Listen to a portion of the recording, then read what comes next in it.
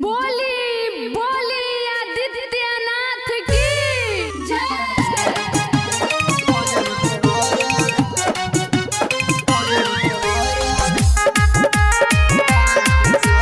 Young recording studio Nirmali बाजार रामजी बाबू। वहाँ के गजब के तू घाट सजना छी, घाट पे तू गे मर कोहरी लगना छी। घाटी तो हो रे से माइक छोगे, घाटी तो हो रे से माइक छो। ये छौरी गजब तोहर घाट छो, ये छौरी गजब तोहर घाट छो। वहाँ के गजब के तू घाट सजना छी, घाट पे तू गे मर कोहरी लगना छी। घाटी तो हो रे से माइक छोगे, घाटी तो हो रे से माइक छो। ये छौरी गजब तोहर घाट छो, ये छौरी गजब तोहर घाट छो।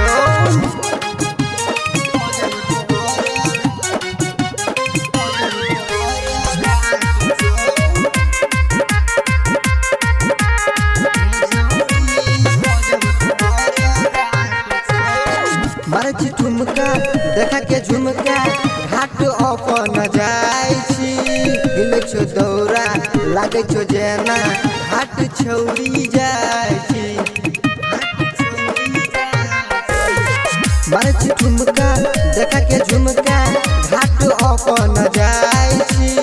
हिल छो दौरा लागे छो जेना घाट छौरी जाय छी। घाटी तो हो रे से माइक छोगे, घाटी तो हो रे से माइक छो। ये छौरी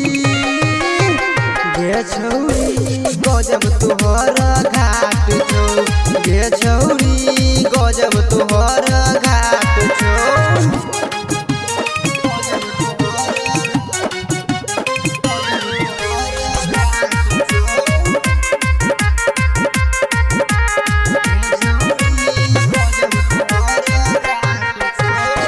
बनल घाट तोहर गोरकी देखे में लागे छे सुपर गे। एटर शिवा को तोरा घाट तोहर बनल गे।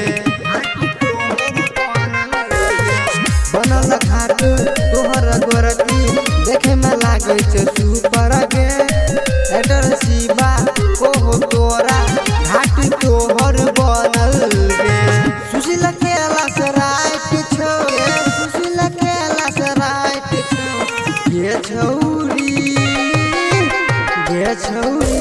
गजब तोहर घाट छो, ये छौरी गजब तोहर घाट।